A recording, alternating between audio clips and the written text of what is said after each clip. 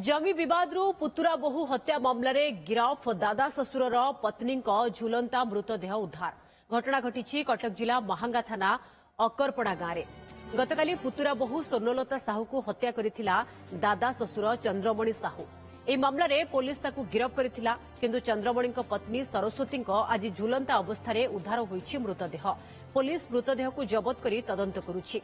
सरस्वती जीवन हारिछंती ना तांकू किए हत्या करिछि तार सत्य सामना को आनिबा पई दाबी करिसेंती स्थानीय बासिंदा। आमे मुख्यमंत्री के अनुरोध करूछु मोहन सार को से तुरंत ए कार्य रे मुंड खेई जी दोषी ताको दंड दिया जाऊ आ प्रशासनिक कहीं ढिला करुच्ची गोटे लोक काली मलानी परिवार को रेड क्रॉस भी देलेनी आज भी गोटे लोक एमती हेलानी आमती कौन लंबी लंबी लंबी लंबी चलो ये सब जिन दृढ़ कार्यानुष्ठान नि जाऊ कबाट बंद करके सुइसाइड कर स्कोप नहीं घरे रोचन फैमिली मेंबर हिसाब से घरे रोचन तो घरे जब रही कबाट बंद करके ना सी एका थे ना पुओ झील तो पलैं कड़े केस है